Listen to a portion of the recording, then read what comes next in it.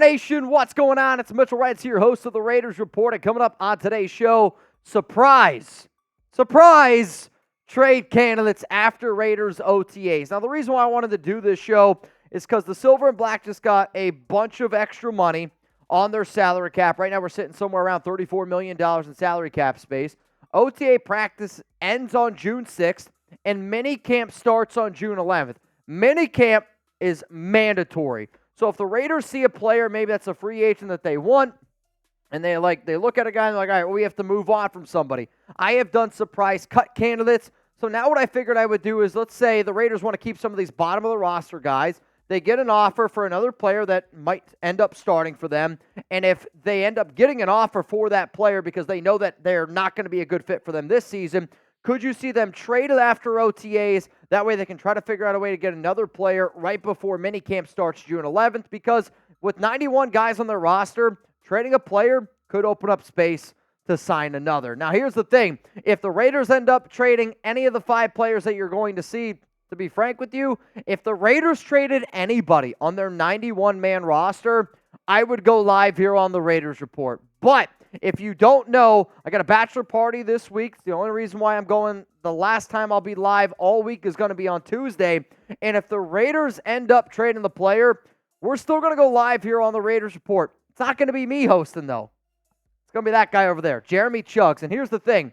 We're a company. We still run like a normal company. And I know that you guys see us on YouTube all the time. But if Chugs goes live on YouTube, our bosses are going to look at that. They're going to say, can Jeremy get the job done? Show up for Chugs. Make sure you show him some love, because if breaking news happens, I want this to be a family show, right? And if he's up here, I want you all to treat him like family like you always do. But I want you to really, really, truly show out. So make sure you're subscribed. Make sure you got those notifications turned on. So the way that we're going to go through today's show is we're going to go through and look at some of these surprise trade candidates. I will say that they are not ranked, so just keep that in mind. I know you have them ranked. Also, make sure the Tre Tucker position is correct. So way that we're going to roll through this here is we're just going to go through and just look at each of the players, and I'm going to tell you how much it's going to save the Raiders if you end up trading them, how much the Raiders will have to eat if you end up trading them. Also break down like what they could potentially be worth in a trade, why the Raiders would decide to move on from these players. But this is also the very important part of the show where I'm going to say this. I actually don't think that the Raiders want to trade all of these guys up on the show, but what you might end up seeing is if another player is like, let's say, showing out at Raiders OTAs, or a player has looked good this offseason. It's not so much, I don't like this guy. It's, I don't think that they're going to have as much work, and could you potentially sell that player, get some draft capital, that way you can move forward instead of just having a wasted player that might not end up making the 53-man roster. Hopefully that makes some sense. So let's get into the first player here. It's Tre Tucker at wide receiver. And earlier in the week, I was asked her in a mailbag, who do you think is the most likely player to get traded that would shock people? It's Tre Tucker to me, and that's where I'm going to start this show off. And the only reason why I'm throwing Tucker into the mix here is because he was drafted in round 3 of last season. He's a McDaniels and Ziegler guy. So AP and Telesco, they don't really have any ties to him. And I would say at best, he's the Raiders' 6th option on the offensive side of the football. If you trade him, you save $991K. If it was up to me, I would never trade Tre Tucker, because to me, he has a lot more value than just lighting up a stat sheet of, I want pre-snap motion. I want to see him used on special teams a little bit more. But what if the Raiders are confident in a guy like Dylan Laube, who they drafted to do special teams? The Raiders drafted Brock Bowers. And the reason why I say that Tucker's your 6th option on offense, Devontae Adams, Jacoby Myers, Brock Bowers, whoever your starting running back is, let's say, Michael Mayer, and then Tre Tucker. And like, what if Michael Gallup ends up going out there and showing out? What if another running back, like a Dylan Laube, ends up going out there and showing out? It's not that I don't believe in Tucker, but it's the fact that he was drafted in round 3. If another NFL team were to offer the Silver and Black a 5th-round pick for Tucker, where I thought he would end up getting drafted in 2023, I could see them potentially pulling the trigger and deciding, you know what, we were going to use him a little bit more in special teams. We're confident in the guys that we have for special teams, and you can move on from Tucker. I'll also say it again, because I know people won't pay attention to it. I don't want to trade Tre Tucker. It's just based on the value that you might potentially get. Let's go to the next surprise trade candidate here after OTAs.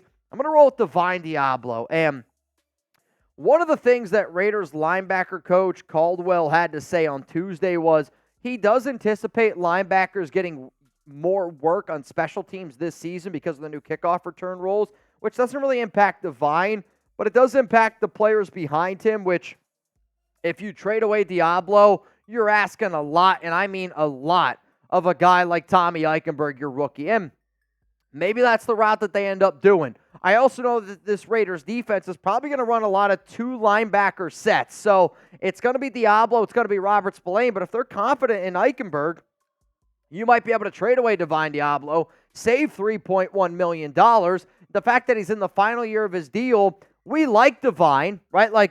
But if I told you a contract extension, I don't see one going to Double D. If anything, it's going to go to Marcus Epps, Trevon Merrick, Nate Hobbs, Robert Spillane, Malcolm Kuntz. So if you know that you're going to lose him next offseason, it could be an opportunity for you to at least get something in return. And then that way you have that extra draft pick, and then he can go be a free agent elsewhere next offseason. He's done a good job, and linebackers that have been athletic have had some success in this regime. He's also battled some injuries, and one of the players that was mentioned today by the Raiders linebacker coach, when I say today, I'm talking about Tuesday, was Luke Masterson, a player that we're kind of just saying, maybe he's not going to be that big of a part of this organization. They have Amari Burney. You already have Tommy Eichenberg, Robert Spillane. Divine Deablo would be a surprising trade candidate, but if he got traded, I actually don't think people would be like, wow, I didn't see that one coming. Out of all the players on the Raiders roster, I could see it at least somewhat coming. So how about this? Out of the 2 players that I've mentioned so far on today's show, who would be the more shocking trade? Would you be more surprised if Tre Tucker got dealt or if Divine Deablo ended up getting traded? I want you to type 11 for Tre, type 5 for Divine Deablo. This is going to be the pinned comment here on today's show. So scroll on down. You're about to get hit with the YouTube ad break and give me your answer. To me, the player that would be more shocking if the Raiders traded is Divine Deablo just because of the depth at linebacker. This has nothing to do with the skill set of Divine, has nothing to do with the skill set of Tre Tucker. It just comes down to position scarcity. The Raiders have a lot more depth at wide receiver than they do linebacker. So because of that, I would be more surprised if the Raiders decided to move on from Divine Deablo compared to a guy like Tre Tucker. Now, coming up here, we got more Raiders surprise trade candidates to take a deep dive into because I know this. 2 of the names, some of y'all will be like, okay, the final name on today's show, I'm going to upset some people. I'm just going to tell you that right now. What upsets me is when you don't take advantage of the deals that we got with some of our awesome sponsors here, and Prize Picks is here to hook up the nation. And I know a lot of times, which recently I've been talking about the NBA Finals, the NHL playoffs, and all these other stuff, and some people are like, Mitch, I don't want to put my money on things that I don't 100% know. My question to everybody watching the show right now is, are you a Raider fan, and are you confident in your Raiders knowledge? If that answer is yes, then you need to go get started with Prize Picks. Go to prizepicks.com/CLNS and make sure that you use code CLNS for a first deposit match up to $100. Now, not only is Prize Picks America's #1 fantasy sports app with over 5 million active members, Prize Picks, though, also has picks for not only the NBA Finals, but they also have them for the Raiders and all the players that they have. So what I really try to do here, and I know it's a little bit difficult to see, but Prize Picks has just updated the full season-long Raiders. Now, you're not going to be able to actually put this into motion on Prize Picks, right? What I'm trying to show you is everything that you can pick more or less than for the Raiders on Prize Picks season long. These are everything that you could do right now on Prize Picks. So they got Devontae Adams. Basically, do you think Devontae Adams is going to have more than 1,000 receiving yards? I do.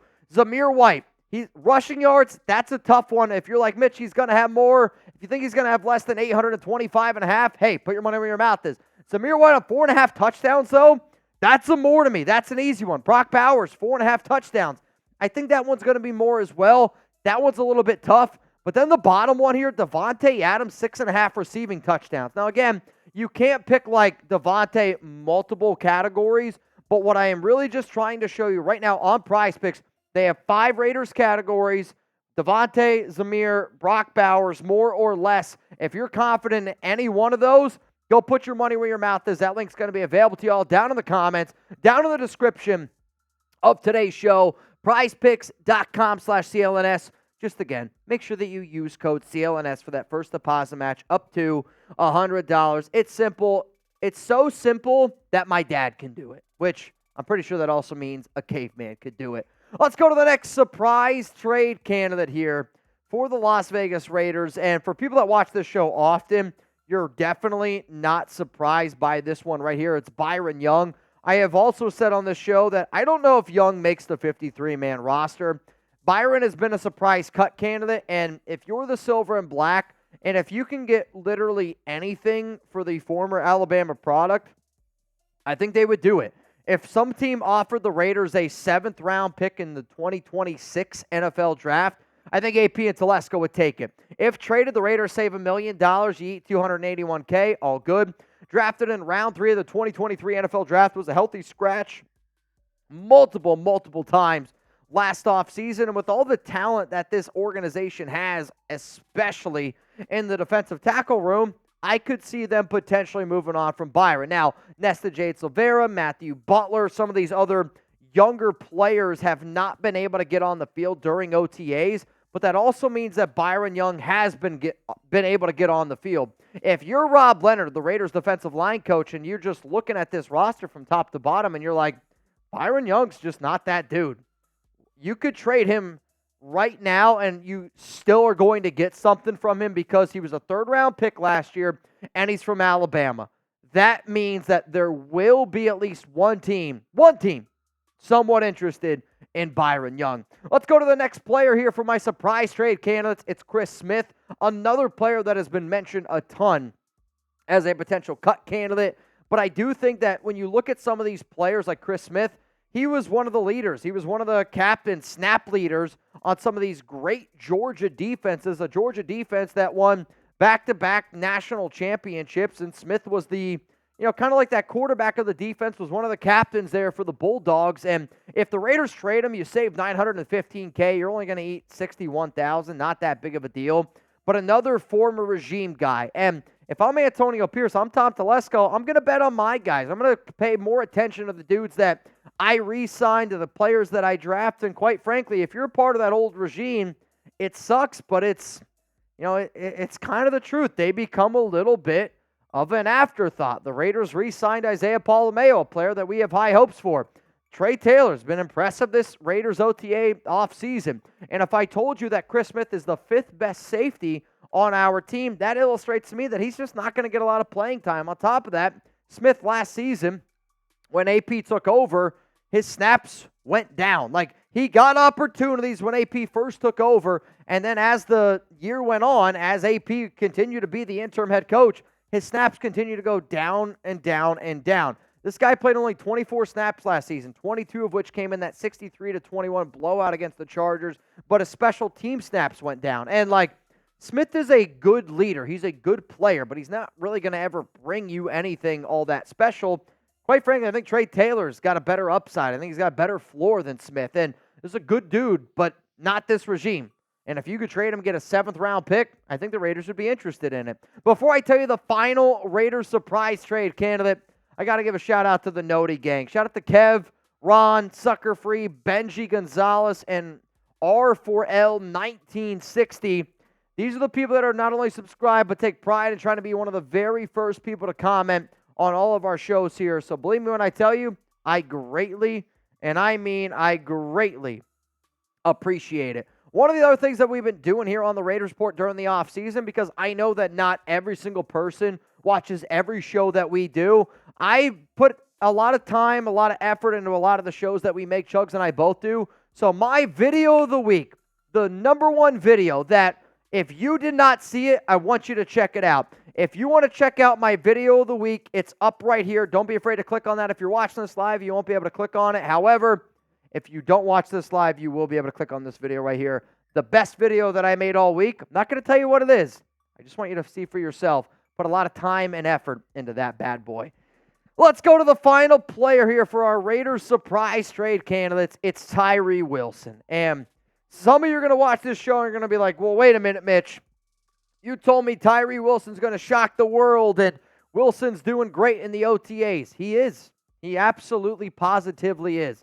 And I don't want the Raiders to trade away Wilson. But I'll also say this, like, if an NFL team offered the Raiders a second-round pick for Tyree, you would do it in a heartbeat, right? Like, Wilson's coming off a season where he struggled a little bit. First-round pick, number 7 overall. Again, old regime. But the fact that the Raiders have a lot of talent on the defensive line, and if you're Patrick Graham, if you're Antonio Pierce, if you legitimately don't have plans to play Tyree on the interior and you only plan on playing him on the outside, that limits the amount of snaps that he's going to get. So, like, if I don't think that he's going to play DT, which I do think he's going to play DT, that means he's probably only going to get 300, 350, 400 snaps.